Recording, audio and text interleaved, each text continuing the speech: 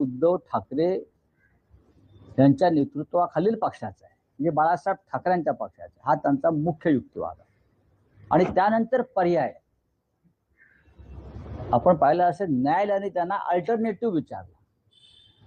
Alternative, त्या अल्टरनेटिव्हवर त्यांनी दिलेले उत्तर आहे.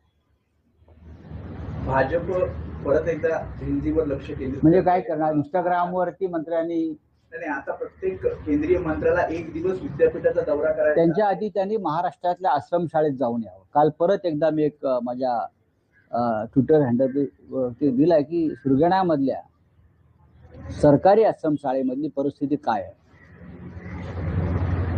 आता तुम्ही विद्यापीठात जा किंवा इंटरनॅशनल स्कूलमध्ये जा किंवा कुठे जा, जे तुमच्याबरोबर येणार नाहीये. जे तुमचं ढोंग ओळखलेलं आहे. म्हणजे सर्व मंत्र्यांना सांगितलंय त्यांनी जा, बरं का, सर्व मंत्र्यांना. कठीण आहे. या प्रधानमंत्र्यांचं खरोखर कठीण आहे. अरे कामं करा ना आपापल्या खात्याचे आणि चांगलं काम करा की. आता तुम्ही मन वळवायला चाललंय काय जेएनजीचं? ठीक आहे, करू द्या. यातून त्यांचा मूर्खपणा जास्त उघड होतो आहे. पंतप्रधानांचं कठीण आहे. तर काल बैठकीत राहुल गांधी असं म्हणाले की नरेंद्र मोदी पुढचे 7 ते 8 महिने पंतप्रधान असतील. मग गेले काही दिवस मी काय सांगतोय, राहुल गांधींचं माझं एकमत आहे या विषयावर, हे मला माहिती आहे ना. गेले काही महिने मी हेच सांगतोय की हे महाशय जे आहेत प्रधानमंत्री सध्या, ते त्यांची टर्म पूर्ण करत नाहीये.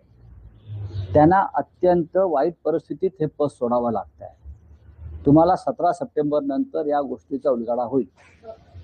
17 सप्टेंबर त्यांचा वाढदिवस आहे. काय खूप अभ्यास करून इथे उभं राहावं लागतं आम्हाला. नाही 17 सप्टेंबर नंतर असं काय होईल ते कळेल. 17 सप्टेंबरला त्यांचा वाढदिवस आहे. वाढदिवस त्यांचा प्रधानमंत्री म्हणून जो शेवटचा वाढदिवस असेल तो त्यांनी आनंदात साजरा करावा. त्यांच्या भक्तांनी नाचावं, अंधभक्तांनी उड्या माराव्यात, गाणं बिणं गावं, पार्ट्या कराव्यात रात्री. नंतर पुढल्या त्याने प्रसंगाला सामोरं जावं. अमित शहा कधीच प्रधानमंत्री होणार नाही. मोदी गए तो अमित शहा भी गए ना, है क्या? एकावर एक फ्री आहे ना ते. एक स्पेसिफिक हा जो मुद्दा आहे, यंदाचा पंतप्रधान पदाचा म्हणजे मोदींचा जो वाढदिवस आहे तो पंतप्रधान पदाच्या त्यांच्या कार्यकाळातला शेवटचा वाढदिवस आहे असं हे माझं मत आहे. माझ्याकडे जी काय आकलन आहे किंवा राहुल गांधी जे सांगतात, आम्ही जी काय चर्चा करतो, आमच्या समोर जे काय तथ्य येतात, जसं आम्ही म्हणालो की लाल किल्ल्यावर त्यांचे प्रधानमंत्री म्हणून शेवटचं भाषण, तसं हा प्रधानमंत्री म्हणून त्यांचा वाढदिवस कदाचित शेवटचा असेल. हे जवळजवळ जागतिक स्तरावरचे मी चित्र सांगतो.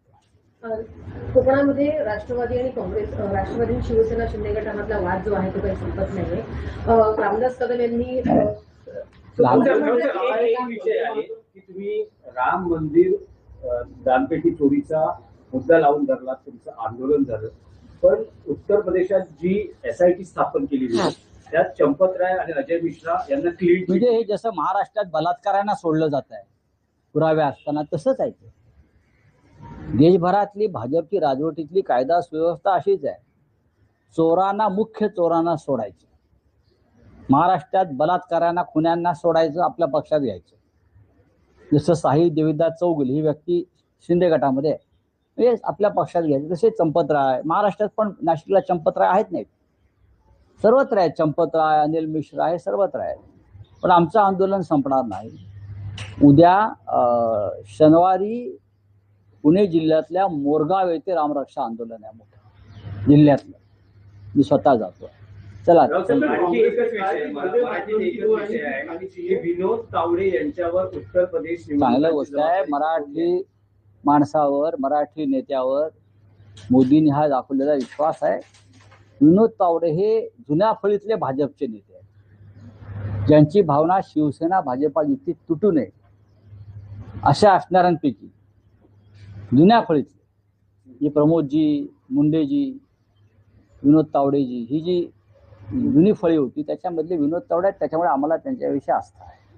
की एका जुन्या जाणत्या ज्याच्यावरती महाराष्ट्रात अन्याय केला, मंत्री असताना त्यांना तिकीट नाकारलं, त्यांना महाराष्ट्रातून वनवासात जावं लागलं काही काळ, पण कर्तृत्व काही लपत नाही, छपत नाही. तुम्ही किती दाबण्याचा प्रयत्न केलात तरी हे जुने कार्यकर्ते आहेत पक्षातले, जुन्या भाजपमधले, ते काम करत असतात आणि आमच्या त्यांना सद्भावना आहेत आमच्या त्याच्या बाबतीत कायम. म्हणजे जो बिहारमध्ये निकाल त्यांनी दिला, नाही रे, तू आता बघू निकालाचं बघा. उत्तर प्रदेशचा निकाल पूर्ण वेगळा लागणार. बिहारचा निकाल सुद्धा बऱ्याच जागा चोरल्या गेल्या, 50 ते 60, हे सगळ्यांना माहिती आहे, जे महाराष्ट्रात झाले. उत्तर प्रदेशमध्ये या वेळेला हे घडणार नाही, कारण जनता जागरूक आहे आणि समाजवादी पार्टी फार पुढे गेली. सर, वंदे मातरम को लेकर कांग्रेस ने कहा कि 2 लाइनें फिर गाने चाहिए, तो कांग्रेस कह रही है और बीजेपी कह रही है कि ये मुस्लिम लोग ये पागल है बीजेपी वाले, पगला गए. उनको देश का संविधान मालूम नहीं, वंदे मातरम मालूम नहीं.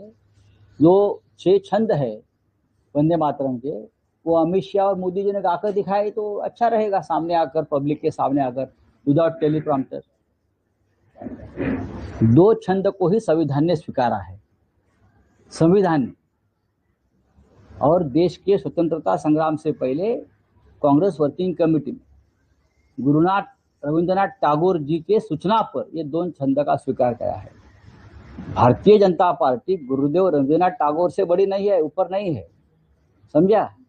ये हिंदू मुसलमान करना चाहते हैं, उसमें करने दो उनको. चलो, जेएनजी और जो कांग्रेस जो है वो जेएनजी और चंदा चोरी पे देश भर में आंदोलन करने वाली, तो क्या आप इसके साथ हो? हम भी कर रहे हैं, हमारा भी आंदोलन चल रहा है पूरा देश में. चंदा चोरी, राम मंदिर की दान पेटी की लूट, उस पर आंदोलन चल रहा है हमारा. शनिवार को पुणे में बड़ा आंदोलन है, हम करेंगे.